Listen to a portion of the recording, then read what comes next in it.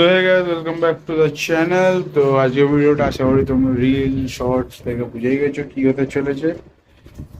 অ্যারোওয়ানা shifting plus একটু ছোট African cigarette, এগুলোর উপর একটা ছোট আঁকা আমাদেরকে সেরকম দেখায় না, বিকজ ওরা দেখাই দেয় কালো গামলা, তাই জন্য আরোই দেখা যায় না।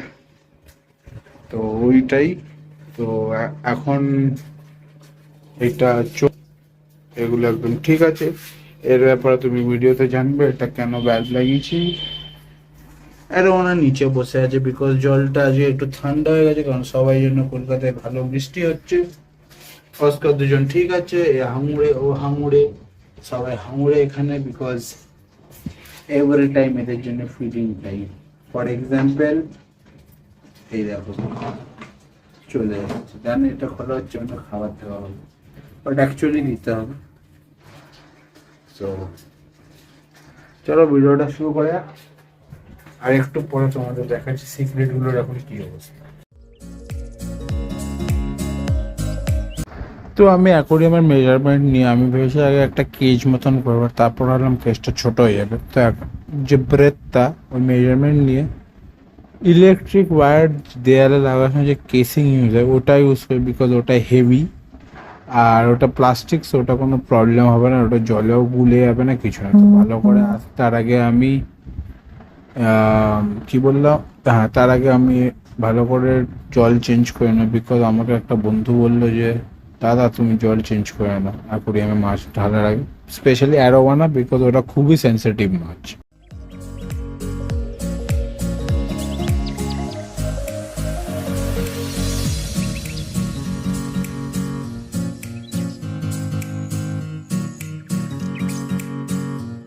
তো দেখতেই পাচ্ছি এটা একদম পারফেক্ট ফিট হয়েছে। ওটা লাগানোর জন্য আমি কিছু না, যে সাকশন কাপগুলো ওগুলো লাগিয়েছি যাতে ইজিলি রিমুভ করতে পারি। আর আমি অ্যারোওয়ানাকে ধরার জন্য নেট ইউজ করিনি, কারণ একটাই নেটটা ছোট, তো স্কেলসগুলো উঠে আবার এইভাবে তুললে কি বলতো জলের মধ্যেই থাকবে, তো স্কেলস আর স্লাইম কোটটা উঠবে না।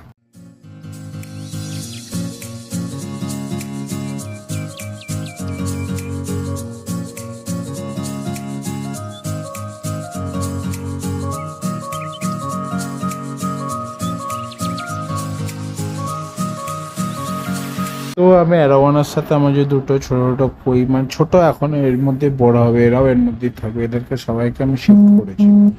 কইগুলোকে দেওয়ার সময় একটা জিনিস হচ্ছে, কইগুলো দেওয়ার সময় আমার অ্যারোওয়ানাটা লাফ মেরে দেয়, যেটা আমি এক্সপেক্ট করিনি, আর ওটা একদম পুরো প্যানিক হয়ে গেছে।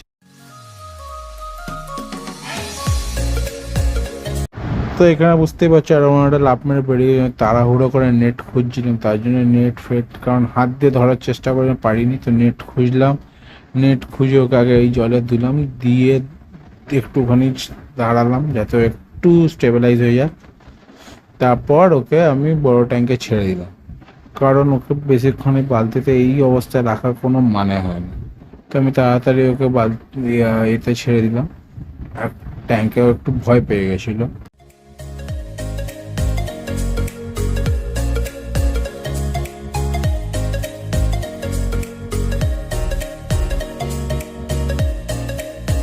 তো টেনশন এটাই হচ্ছিল যে নতুন জায়গায় এসছে, প্লাস এরকম একটা কাণ্ড হলে লাফ মেরে বেরিয়ে গেছিলো, তো কিছু না হয়, but thank god, fingers cross, টাচে ওর কিছু হয়নি। তো তারপর যে আমি ন্যাদোস মাছ যেটা বললাম ওকে আমি এখানে নিয়ে এসেছি, ও এখন এই ট্যাঙ্কে চলে এসছে, এর সাথে রেডটেল ক্যাটফিশ আছে। আমি খুব শিগগিরই একটা পিকক মাছ খুঁজি, যদি পেয়ে যাই তাহলে ওটাকেও নিয়ে আসবো। তো তারপর একদিন ওকে আমি খাওয়াতে শুরু করলাম এই ট্যাঙ্কে। একটা জিনিস আমি বললো খুব ভালো, ফিঙ্গার্স ক্রসড, যে সব মাছগুলো হাত থেকে খায়, আর ওদেরকে দেখে আমার এই অ্যারোওয়ানাটাও খাওয়া শুরু করে দিয়েছে ডাইরেক্ট ফ্রম হ্যান্ড। তো এরা পারলে নেটটা ছিঁড়ে চলে আসে, তো আমি অ্যারোওয়ানাকে একটা টুকরো দিয়ে কী করি ওদেরকে খাইয়ে দিই, আগে ওদেরকে খাইয়ে দিই যাতে ওরা একটু ল্যাথার্জি করে যায়।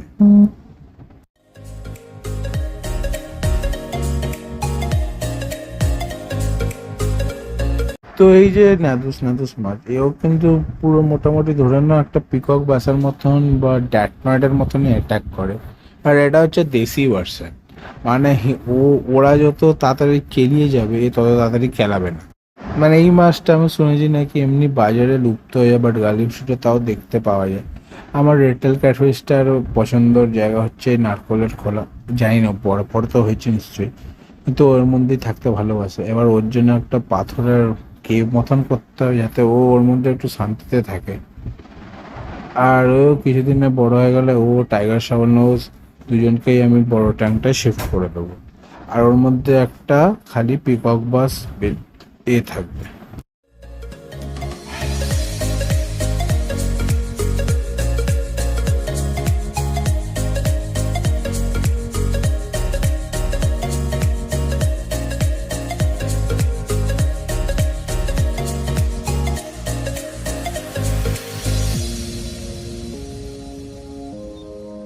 তো অ্যাকচুয়ালি চিমটাটাকে এর সাথে করে মানে করেসপন্ড করে ফুডের সাথে। তো যখনই চিমটাটা নিয়ে যাই ও খাবারের জন্য রেডি হয়ে যায়।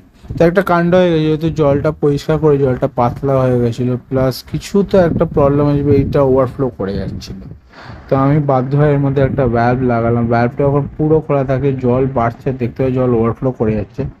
তাই জন্য আমি কি করলাম, ভ্যালভটাকে একদম 1/4 খুলি, যাতে জলটা পাস করুক, নোংরা কিছু থাকবে সেটাও পাস করবে, সেটা ফিল্টার হবে, কিন্তু জিনিসটা ওভারফ্লো করবে না। যদি চেঞ্জ করি তাহলে তো ভ্যালভটা আমি পুরো খুলে রাখতে পারি বা ভ্যালভটা চেঞ্জ করে দিতে পারি। তো তারপর আজকের ভাবলে আমার একটু সিক্রেটগুলোকেও দেখি, কারণ অনেক দিন হয়ে গেছে সিক্রেটগুলোকে দেখাই হয়নি। সেই অনেক কয়েকটা ভিডিও আগে তোমাদেরকে দেখিয়েছিলাম। তো আজকে ভাবলাম সিক্রেটগুলোরও ট্যাঙ্ক ভালো করে পরিষ্কার করে দিই।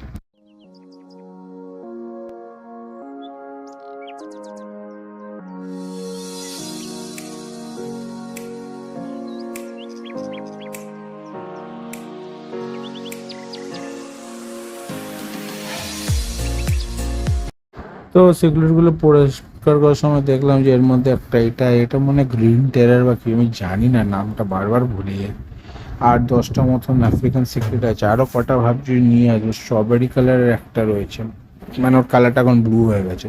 বাকি ম্যাক্সিমাম ব্লু, একটা ইয়েলো, একটা গ্রিনিশ ইয়েলো, বাকি আর দুটো তেলাপিয়া মাছ। আর বাকি এমনি খলসা মাছ, যেগুলো এমনি তুমি কিছু কিছু অ্যাকোয়ারিয়ামের দোকানেও পেয়ে যাবে, সেগুলো আমি এমনি সেটা খাওয়ানোর মাছের সাথে নিয়ে এসি। কালারটা ভালো ছিল বলে কয়েকটাকে রেখে দিয়েছিলাম, সেগুলো এখন এর মধ্যেই বেঁচে আছে। থাক যখন, যেহেতু কালো, তাই জন্য আফ্রিকান সিগলেটগুলো ঠিক করে দেখতেও পারে না আর অ্যাটাকও করে না। বাট কিছু কিছু আফ্রিকান সিগলেট এখনও সেম সাইজে, যেই সাইজে এনেছেন, তো ওদেরকে মনে হয় আলাদা করে খাওয়াতে হবে।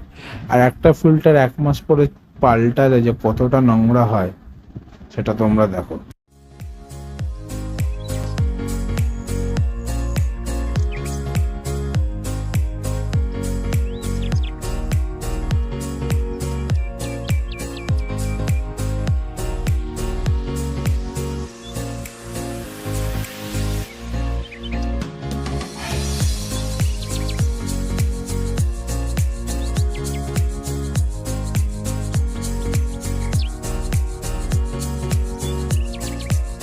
তো পরিষ্কার সব হয়ে গেছে। এবার মাছগুলোকে একটা একটা করে সব মাছগুলো এই পাথরটা মানে সিমেন্টের স্ল্যাবের নিচে থাকতে হেভি পছন্দ করে,